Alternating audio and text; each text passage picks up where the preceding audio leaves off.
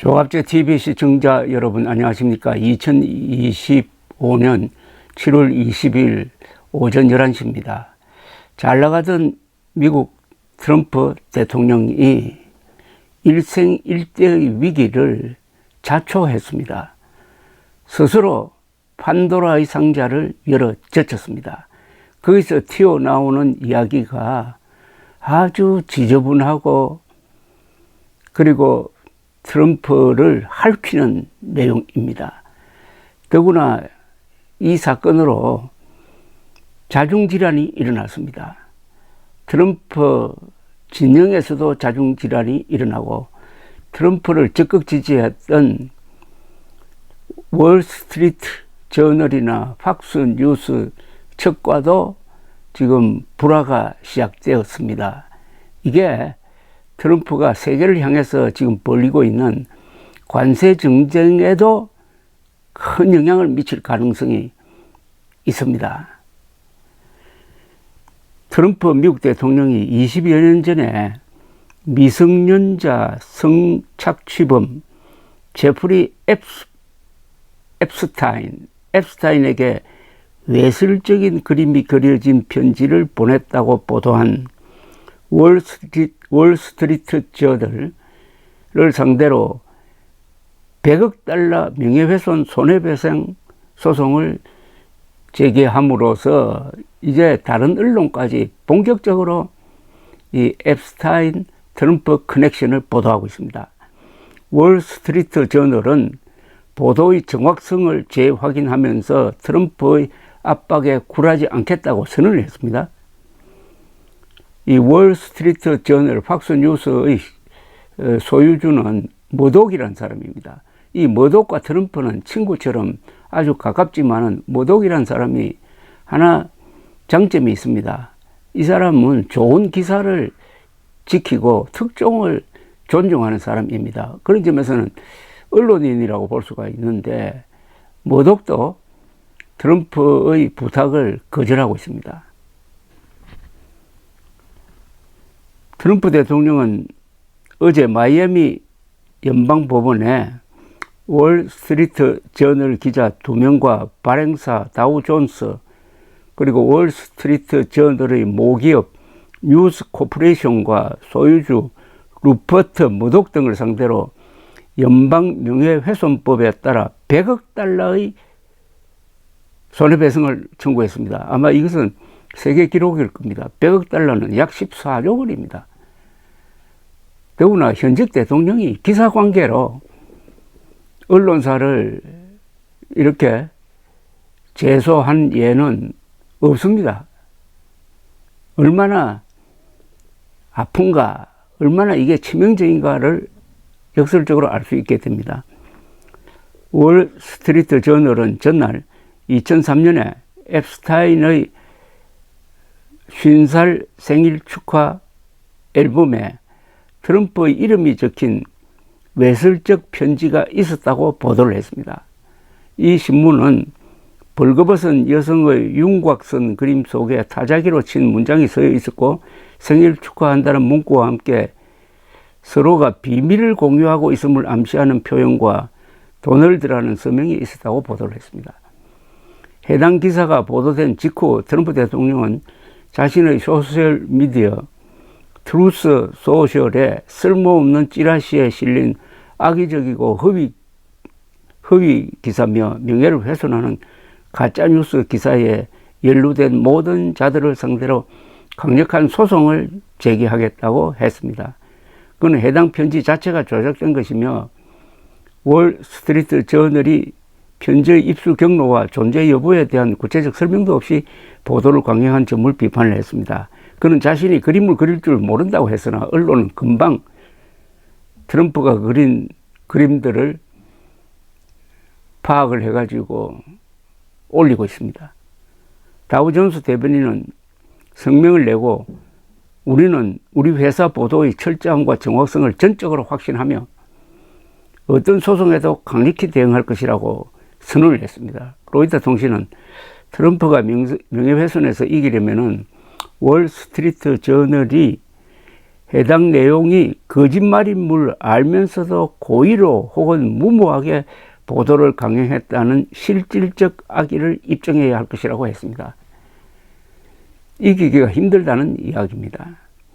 그럼에도 가장 강력한 권력을 가진 자가 가장 더러운 방식으로 자신의 치부를 덮으려고 한다는 걸 미국 국민들이 알게 될 때, 특히나 보수가 이걸로 해가지고, 보수라기보다는 공화당파가 이걸로 해서 분열될 때 의외로 빨리 트럼프의 레임덕이 시작될 가능성도 있습니다. 트럼프와 친했던 뉴욕 출신 억만장자 금융인인 앱스타인은 미성년자 수십 명을 상대로 성착취 및 성매매 알선을 일삼은 범죄자입니다. 수년간 세계의 정재계 유력 인사들을 자신 소유의 섬 등지로 초청해가지고 호화 파티를 벌이고 접대하는데 소녀들을 동원한 걸로 해가지고 재판을 받기 위해서 수감되어 있다가 감옥에서 자살을 했습니다. 2019년 7월 성매매 및 미성년자 인신매매 혐의로 두 번째로 체포되었고 한 달 뒤 뉴욕 교도소 독방에서 목을 메어 숨진 채 발견된 겁니다. 그러니까 이 사건 앱스타인 스캔들 자체가 아주 어떤 범죄 영화 같습니다.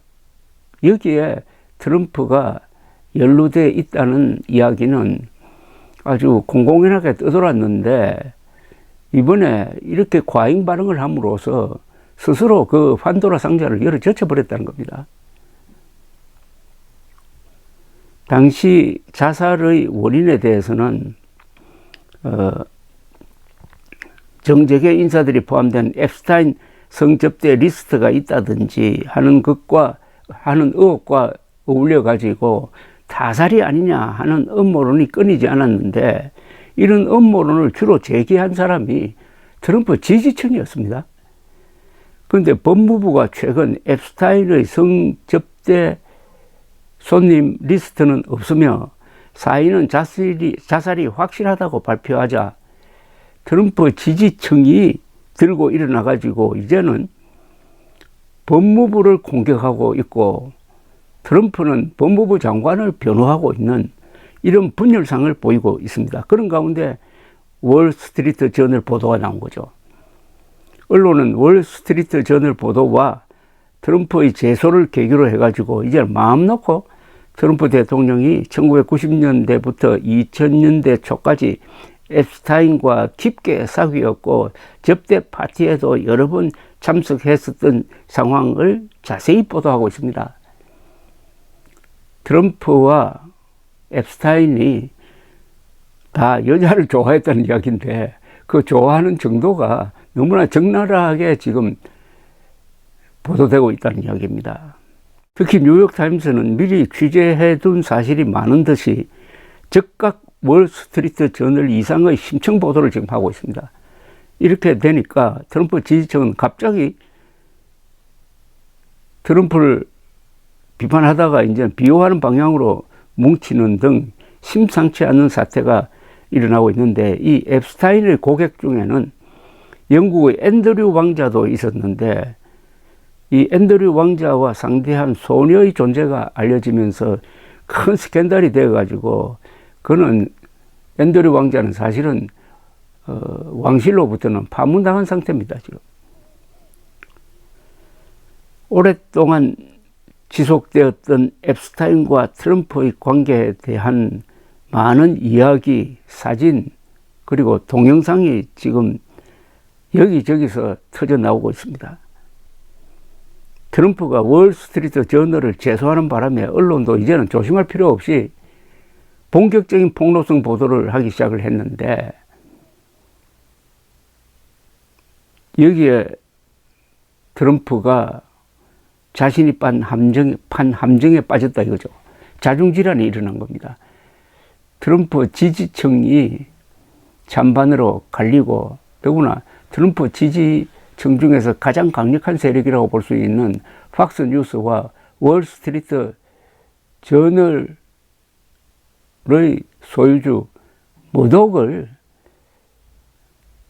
손해배상 청구소송의 대상으로 지목함으로써 이제 트럼프 지지층의 분열은 노골적으로 커질 것이고, 그동안에 숨죽이고 있던 민주당이 이 진흙 싸움에 끼어들면은 트럼프는 실족할 가능성도 있고 외치에 신경을 쓸 여유가 없고, 이 사람은 하루에도 몇십 번씩 자신의 소셜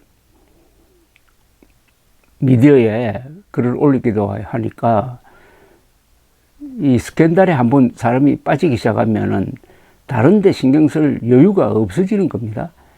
그러니까 이 관세 정쟁에 신경 쓸 시간이 이 앱스타인 스캔들 대응에 들어가야 하니까, 이게 한국과 같은 이런 대미 수출 흑자국에는 이게 유리한지 불리한지 가만히 조금 들여다볼 필요가 있습니다. 트럼프는 부정선거 음모론자입니다. 부정선거 음모론자는 제정신이 아닙니다. 한국도 마찬가지지만 그런 자가 힘을 믿고, 또 초기 대통령 임기 중에 초기는 항상 언론이 협조적이니까 그 상황에서 세계 질서를 흔드는 무역전쟁을 하고 있는데, 이번 이 사건을 계기로 해가지고 트럼프의 힘이 빠질 것은 분명합니다. 감사합니다.